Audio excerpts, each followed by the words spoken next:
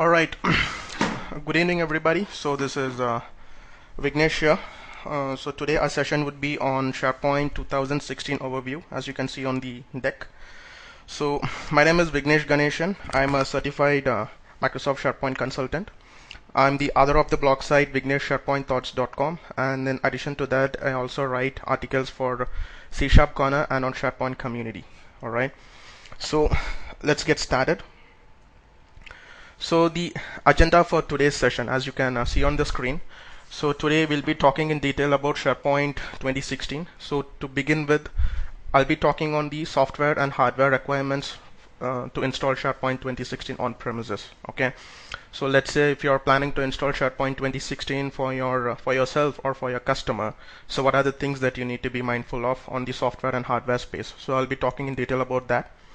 So we'll also be talking in detail about what are the new, and deprecated features in SharePoint 2016. So what is that Microsoft has removed when it launched SharePoint 2016, and what are that Microsoft has introduced in SharePoint 2016 version. All right.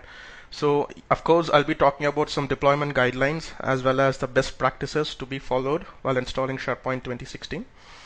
And I'll be giving some insight on the migration approach towards SharePoint 2016. Okay, so let's say if you or your customer is looking forward to migrate to SharePoint 2016. Okay, so what is that they need to be mindful of? Okay, I mean, is it okay? Can they do a migration directly from SharePoint 2013 to 2016? If yes, so what are the things that they need to care about before migrating? Or let's say if they are migrating from SharePoint 2010 to 2016, so is that even feasible? So I'll be talking in detail about stuff like that. And the real meat of today's presentation would be on future packs, so as well as on MinRole and zero downtime patching. All right, so this is something which me and I hope everybody would be so interested to learn about. So I have some pretty good slides on that, and I'll make sure that you gain some good insights for yourself in these topics. And at last, we'll be doing a recap, and I'll conclude. I'll also be taking some questions at the end of this session. I hope you're all good. So I'm moving on with the presentation for now. So to begin with, let's talk about the evaluation of SharePoint. Okay, as you can see on the slide, so SharePoint started somewhere in 2001, and it has come all the way till SharePoint Server 2016. Okay, so it has just come a long way. Myself as a SharePoint consultant, I had the privilege to work on MOS, right from MOS 2007 till SharePoint 2016. I believe there would be few folks on the on this session who would be would have worked on 2001 and 2003. But the keynote here is from all this way SharePoint has gained a lot of features. SharePoint has indeed come a long way.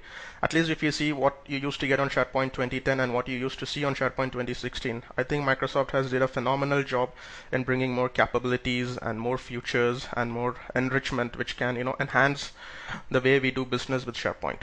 Okay, so you can just take a good look at this deck for yourself. So, and I also given some context out there, like when content management was introduced, so when cloud and enterprise social features were introduced. Okay, so talking about SharePoint 2016, so when did Microsoft even come up with this idea? So what was that which drove Microsoft to release an on-premises version named as SharePoint 2016? Okay, so the RTM version of SharePoint, it was released on March 14, 2016, as you all are aware. So subsequently, on the couple of months, on May 2016, SharePoint 2016 was made available to all the customers. Okay, so that is when Microsoft announced that SharePoint 2016 is out for the public, and you get to download it and play around with it. So before I really get into the meat of this presentation, I want to make you all aware that SharePoint 2016 is something which is built by the learnings which Microsoft has gained all these years by running SharePoint online in their data centers. So as I speak on this slide, as I just keep speaking on this presentation, you will see a lot of features which were cherry picked from Office 365 and implemented here. So SharePoint 2016 is nothing but it is a lot of features and capabilities and enhancements which Microsoft was doing on SharePoint Online all these years, and they just took that idea and they implemented it on SharePoint 2016. Okay.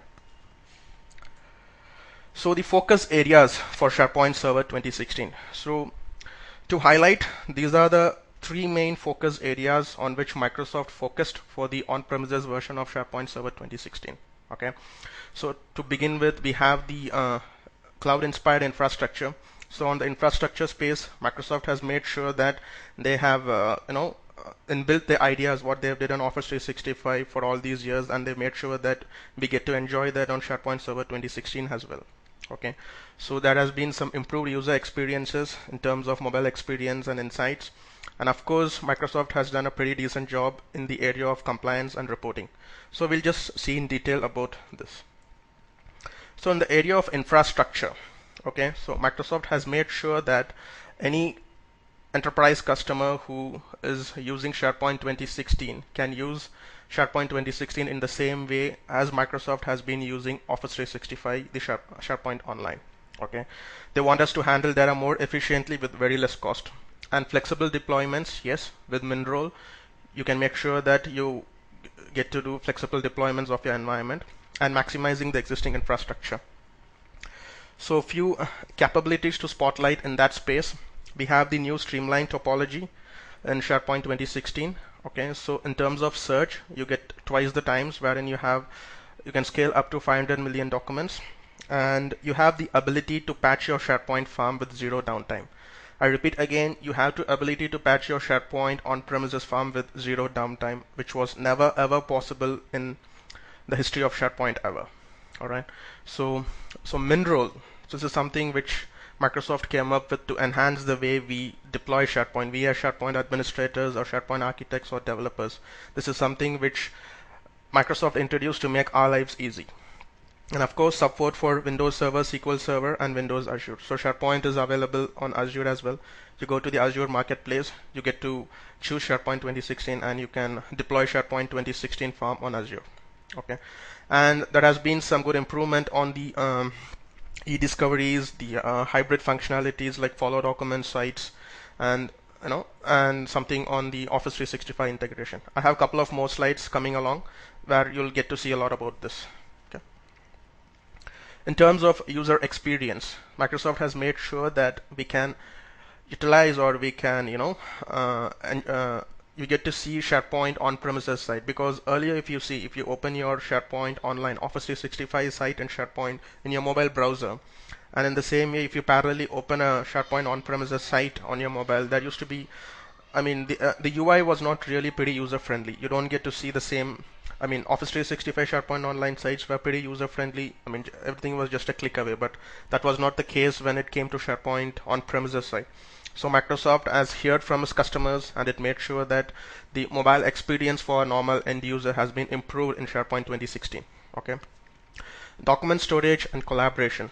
Yes, Microsoft has made sure that it has given some focus towards this space as well, and of course Office 365 implementation where you could go hybrid. So to few of the capabilities to spotlight in this space, you get fast page load. Okay, you can load your SharePoint sites page very faster, which was not possible in the previous versions of SharePoint. And improved link share experiences. Let's say if you want to share a link which is pointing towards a document to your colleagues or to your peers, so Microsoft has made sure that it's kind of simpler now. It is not how we used to see it in the previous versions of SharePoint. And improved browsing experience on mobile devices, and of course for developers there are some new APIs to develop solutions that span SharePoint. And moving on, so this is the third focused area which Microsoft has given their attention to, which is none other than compliance. So in the area of compliance, Microsoft has made sure that it has introduced a lot of new features and capabilities which was already present on Office 365, and now they made sure that you get to see that on SharePoint 2016 on-premises as well. Of course, they made sure that the end users who access SharePoint gain good access control. At the same amount of time, they want to make sure that the access to which you have on your documents doesn't become intrusive with the compliance standards of your firm. Okay, they want to make sure that you get to enjoy enough access, but at the same point of time, the access you have shouldn't be intrusive to your compliance policies and standards. So a few capabilities to spotlight in this space. Yeah, the DLP, which was the the e-discovery, which was once available in Office 365. Now you get that in SharePoint 2016 on premises. You have the DLP policy templates. Like let's say these are predefined policies which can be built with SharePoint 2016, and let's say a user is violating that policy. Let's say he is uploading a document which is in violation to these policies, then you'll be getting a notification that hey, there is a user there who's trying to violate this policy. Okay, and of course IRM, which is that, so even which takes care of your documents from being copied or being shared.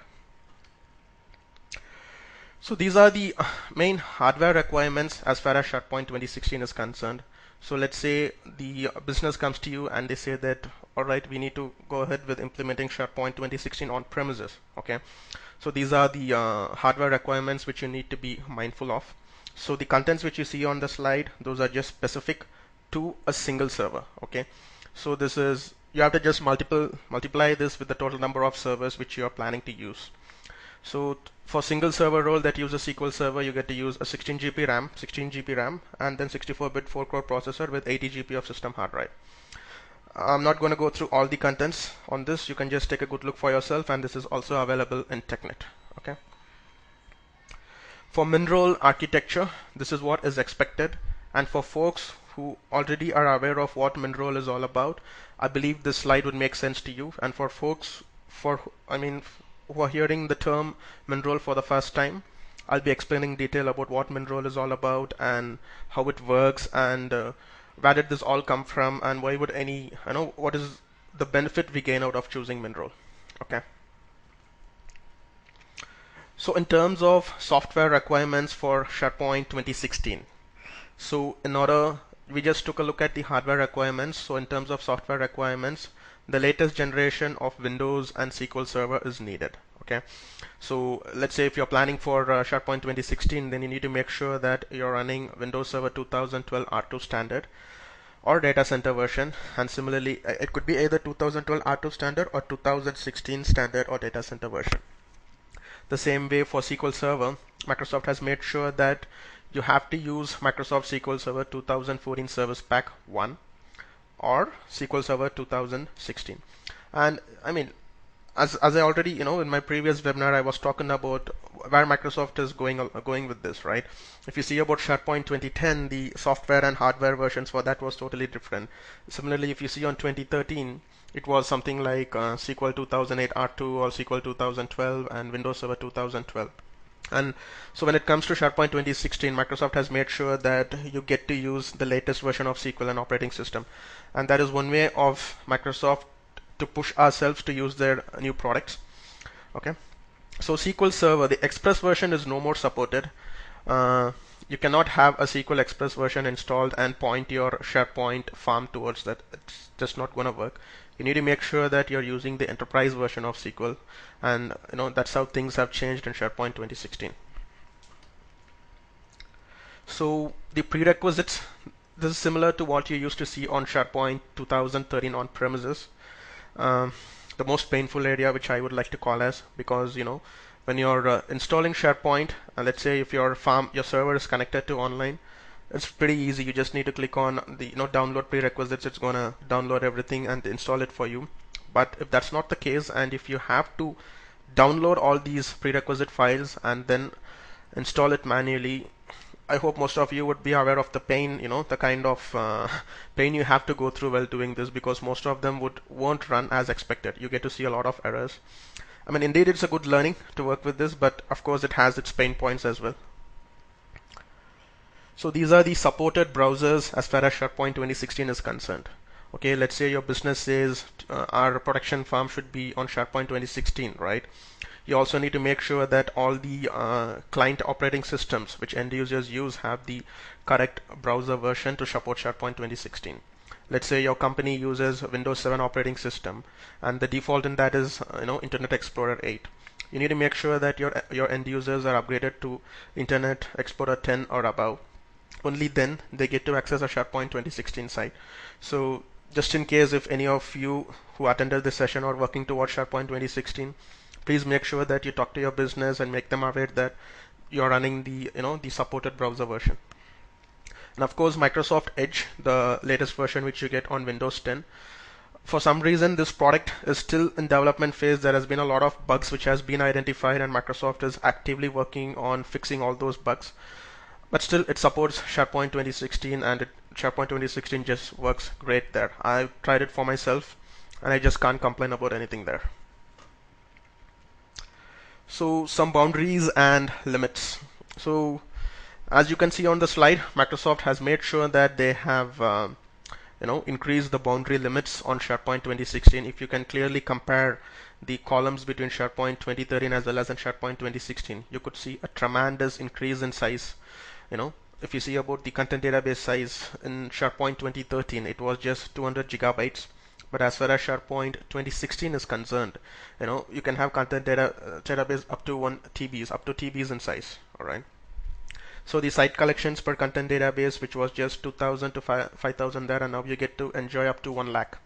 So increased list thresholds, which was always a pain point for any average end user.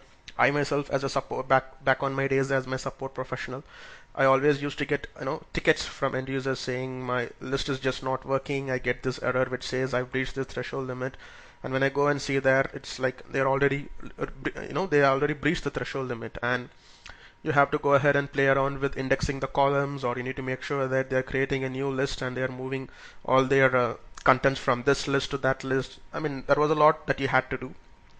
So Microsoft has made sure that it has given some focus in that space as well and increased the threshold limit.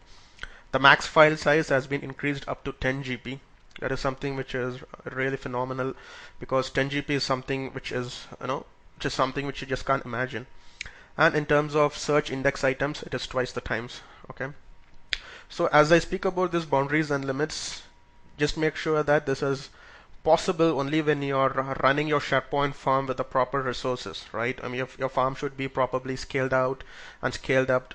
Only then it's possible for you to stick to these boundaries and limits. So any SharePoint farm which is poorly built, you just don't get to enjoy, all these limits which or boundaries or limits which Microsoft suggests. So now, what's new and what's updated in SharePoint 2016? So for the past few minutes, we've been speaking about what are the new, what are the hardware and software requirements and what are the focus areas. Now let's take a look at what is new, which Microsoft introduced in SharePoint 2016. So it is just a handful of features which Microsoft has introduced and updated. As you can see on the slide, I mean, it's just not possible for me to go through everything, but I mean, it is just a handful of things which Microsoft has came up in 2016. Okay, I'll be of course talking in detail about few noteworthy features which would be really useful for your business as well as for yourself as a SharePoint professional. But please take a good look for yourself. These are the new and updated features which Microsoft came up with in 2016. Okay. So what is deprecated? What are the things which Microsoft felt which is not required anymore, or maybe it heard from its customers and it felt that it is just kind of annoying, or we don't really find any value in having those features. So Microsoft has heard from its customers in that area and has made sure that it has removed those unwanted features. So these are the ones which has been deprecated and removed from SharePoint 2016. Okay, to begin with, we do not get SharePoint Foundation version, which was possible till 2013. Okay, so the SharePoint Foundation version, if you take a look at it, right, so it is a freeware wherein you don't get all the features which you get on the enterprise version, but you at least get a minimum amount of it. But that is not feasible anymore as far as SharePoint 2016 is concerned. You have to purchase the complete enterprise version. Okay, and standalone install mode is no more possible. If you think about the standalone install mode, right, in SharePoint Foundation, I mean, when you're installing it, you would see the SharePoint also installing the SQL 2008 Express version. Okay, you'd get the inbuilt SQL which acts as the database. That is no more possible. If you are planning to install SharePoint 2016, you need to make sure that you're installing the enterprise version of SQL well in advance, and then you're gonna point your SharePoint servers towards that, towards that SQL server. So Microsoft has made sure that you get to purchase the enterprise version of SQL as well as SharePoint. And then the Duet Enterprise for Microsoft SharePoint. This was something which most of the customers didn't use on 2013. This was something which was newly introduced on 2013. It was not present on 2010 version, wherein you could integrate your SharePoint with SAP. And Microsoft felt that, most of its customers were not using it, and they kind of deprecated it. And Forefront Identity Manager, it is no more Forefront Identity Manager to sync your identities from Active Directory to SharePoint. It is MIM now. And Excel servers in SharePoint is no more. Okay, so whatever Excel documents or whatever you had on SharePoint 2013, if you're planning a migration to 2016, then you have to install Office Online Server. So in terms of the BI capabilities, there has been certain features like Power Pivot, some template kind of stuff which has been removed, which Microsoft felt is not required as they're already available with the Office Online Server. And tags, notes, I believe tags and notes was something which was already deprecated in SharePoint Online version itself, because as far as I know, SharePoint Online was not using tags and notes. And the the most powerful STSADM.exe it's still there, but Microsoft will be deprecating it.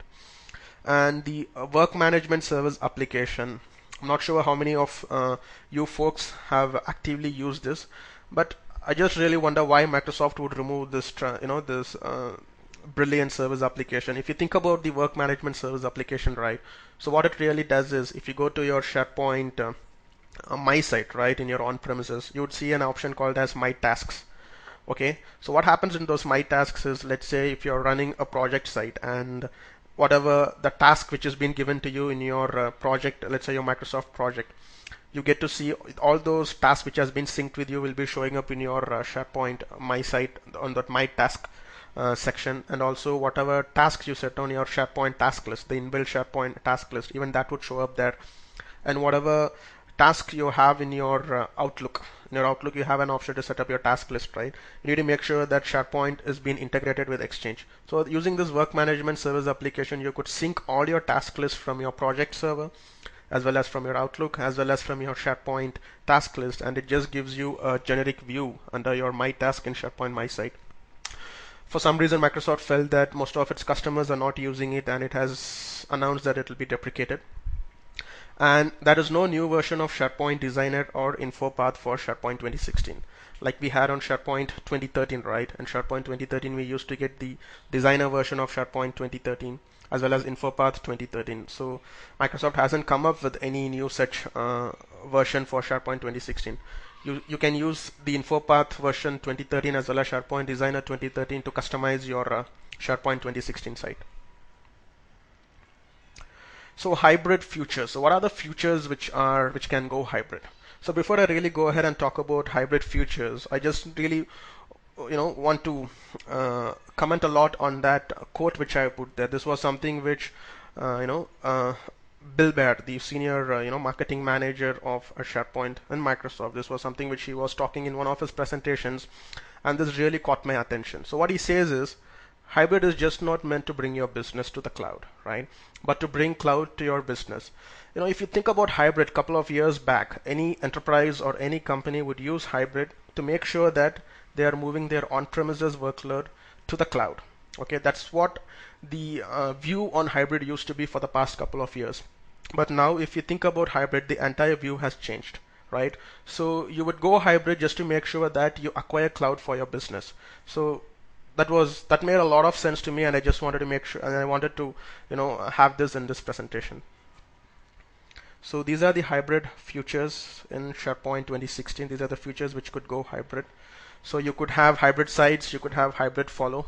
As far as hybrid follow is concerned, you have this follow functionality in your SharePoint My Site, right? So you could follow a site in your SharePoint 2013 on-premises site, and you can follow your site in your SharePoint Online tenant, and you'd get a generic view of all the sites which you follow under a single My Site. Okay, this was something when you're running hybrid, your end users can see all the sites which they are following on SharePoint Online as well as in SharePoint on-premises in a single page. So Office 365 profiles, you have this Delve. And in terms of hybrid OneDrive for Business, right? With hybrid OneDrive for Business, what you gain is, let's say a user in his SharePoint on-premises site is trying to access his OneDrive for Business folder. Okay, so you can make it hybrid in such a way that every moment an end user clicks on his OneDrive for Business, it redirects him to the OneDrive for Business folder in the cloud in Office 365. Because what you get in cloud is 1 terabyte of OneDrive for Business space. It's not even possible to give 1 terabyte of space on your data center per user. Okay, so that is something which Microsoft has brilliantly came up with. It's made sure that you could go hybrid with OneDrive for Business. And of course, you have the cloud hybrid search. So with using cloud hybrid search, so an end user can make sure that he gets to search for a document on SharePoint on premises, as well as he gets the results for, let's say he's searching for something called as some HR policies or something. Let's say whatever is kept on premises or whatever is kept on online will be showing up in the search results. As I speak about hybrid, you need to make sure that your users do have access to the SharePoint online content as well as the SharePoint on-premises content, and they are licensed. Okay, they need to have enough licenses on SharePoint Online as well. Okay, they should be having the SharePoint Online license or E3 or E5 or whatever your business is using. Only then they get to enjoy the complete hybrid benefits. Okay, so the next one is, where are we now? Okay, so I just spoke about SharePoint 2016, where it came up. So where did we really land up now? Where are we currently with SharePoint 2016? Okay, so as you can see on this pictorial representation here, so SharePoint started somewhere in March 2016. That is when it was the RTM, and later it was made available to the public May 2016, as I just spoke about. So as Microsoft started developing SharePoint 2016, right, they really had this thing in their mind. So what happens when Microsoft is developing any product? Let's just not for SharePoint, right? Let's think about Exchange or SQL, or let's speak about Skype for Business.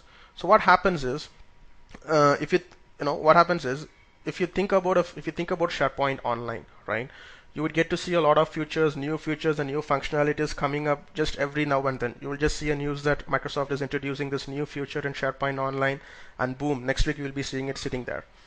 But as far as SharePoint on-premises was concerned, for the same feature to show up in on-premises, it took a lot amount of time.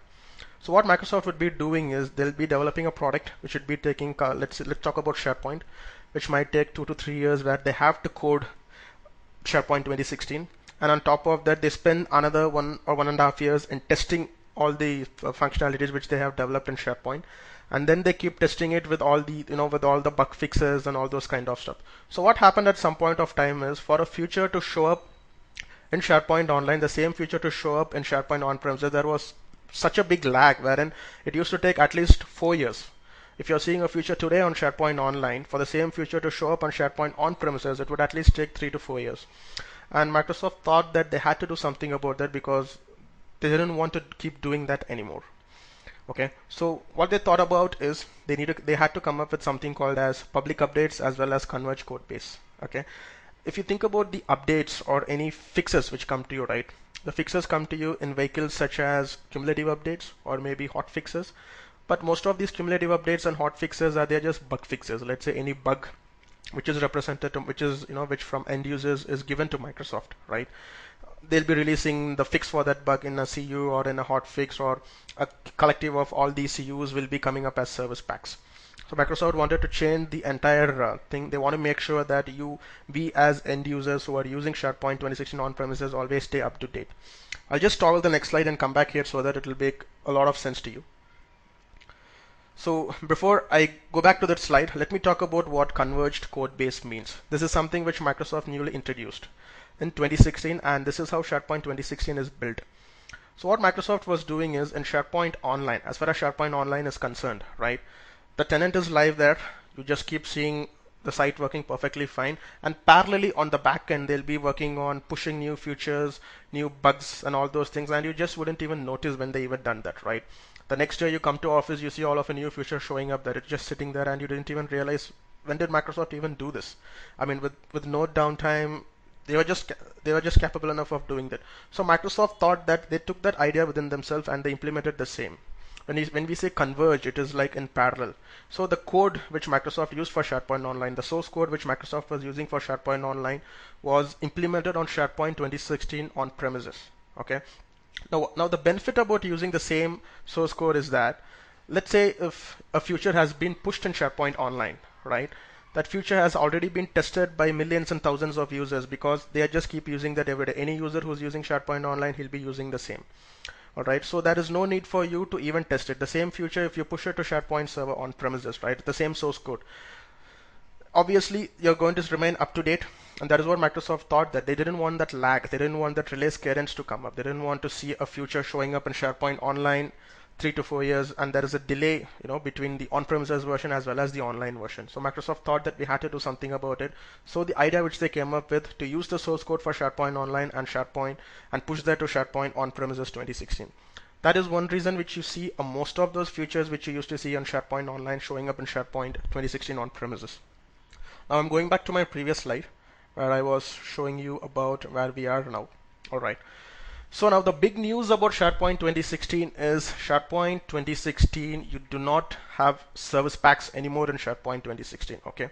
So if any of you who attended this session are waiting or thinking about Service Pack 1 should come up sometime in next year.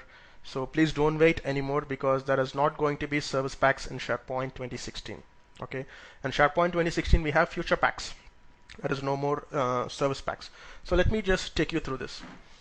So here, instead of, you get these public updates, which is none other than cumulative updates, where Microsoft keeps pushing some of its features as well as its bug fixes. Okay, so let's say on May they pushed a public they pushed a PU, and let's say on the subsequent June or July they keep pushing the other PU. So you'll be seeing bug fixes as well as new features coming up with all these public updates. Okay, you just wouldn't even realize when all these things are being pushed. And all of a sudden with Future Pack 1, Future Pack 1 is nothing but the November PU for SharePoint 2016. Okay, the name which Microsoft gave for November PU is called as Future Pack 1. It is something similar to a service pack where all of a sudden, let's say on PU July, there was some feature which Microsoft introduced which was on building phase. Okay, on let's say on August, there was some of PUs which they fixed, which some features were on the building phase, where they were just testing about it. All of a sudden, you'll be getting the complete version of that feature on the November PU. So what happens is, let's say if you're a user here who installed 2016 and then you install the public update here, and then you install this, for some point of time you won't even be realizing the new feature showing up, but Microsoft is indeed pushing it on the backend. All of a sudden, when you come up with the November PU, right, you'll be seeing all these new features. So the point which you need to catch here is, it doesn't mean that all of a sudden you go ahead and download the PU for November and you just shouldn't think that, okay, I downloaded, I get to see all the features from here. No, that's not the way it works. Things are getting pushed from here. You need to make sure that you keep on updating everything, and that is when you get to enjoy the complete functionalities of Future Pack 1. Okay, so that is how it has been designed. And as I spoke about, so in Future Pack 1, you will be seeing many features. I'll be talking in detail about that on my very next slide. So Microsoft has also discussed, they also announced that they'll be introducing a new Future Pack on 2017, that they already started working on it. This entire idea of Future Pack was announced by Microsoft sometime on, if I'm not wrong, sometime on May on a conference at San Francisco, I believe. So that is when they announced that we'll be coming up with a new Future Pack, and this is how we would like to work on SharePoint 2016 moving further. Okay, so but they were at least 6 months ahead of their schedule because the Future Pack 1 release was planned on 2017, but they managed to give it well ahead in schedule on November 2016. Okay, so as I keep moving on the slides, the topic of Future Pack would make more sense to you. Since we already spoke about this, I'm moving on. So once again, I reiterate, the source code of SharePoint Online was used on SharePoint Server as far as 2016 is concerned. This is something new which Microsoft wanted to do, and the results were really phenomenal.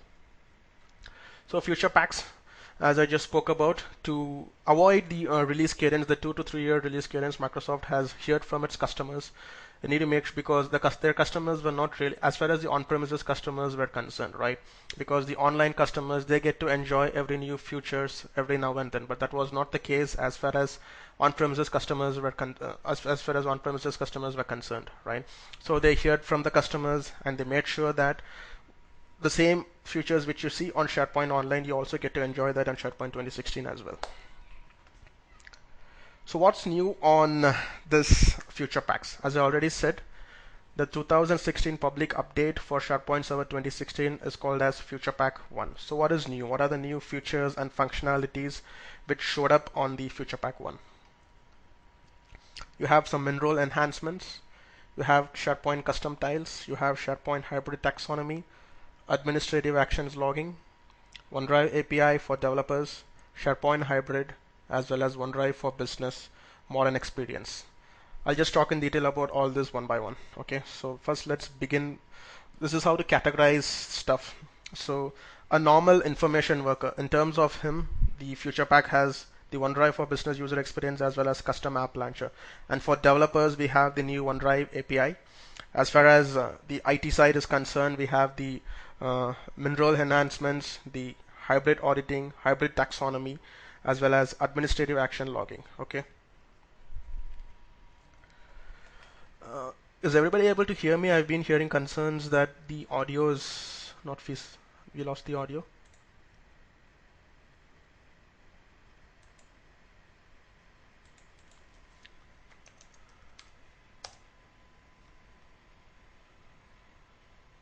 Can everybody hear me? Hello?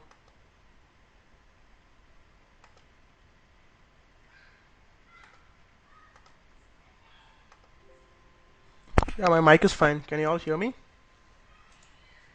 Hello?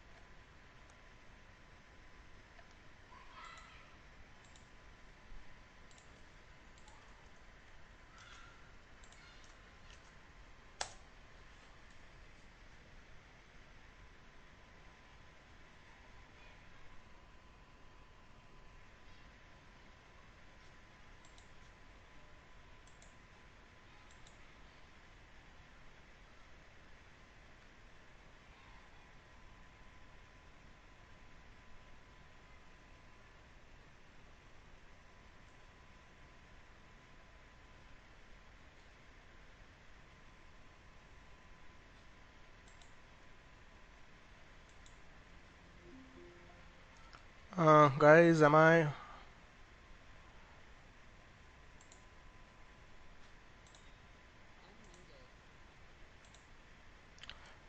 audible now? Hello? All right. Okay, guys, I'm not sure where I lost the audio. Can you let me know which exact topic? I don't want to I just want to make sure that you didn't lose anything. Where exactly was the audio lost? I mean, if you could put that on the chat, it would be great. Like where exactly the audio was lost. Yeah. So and you can see my screen as well, right?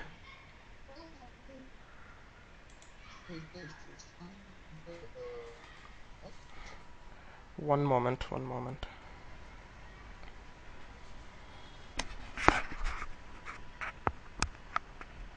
Okay, got you.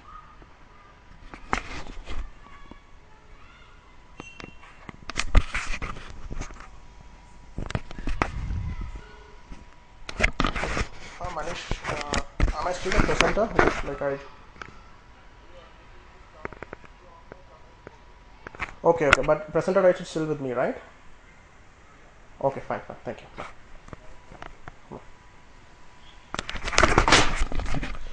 I'm sorry about that, guys. So I hope you all can see my screen now, right?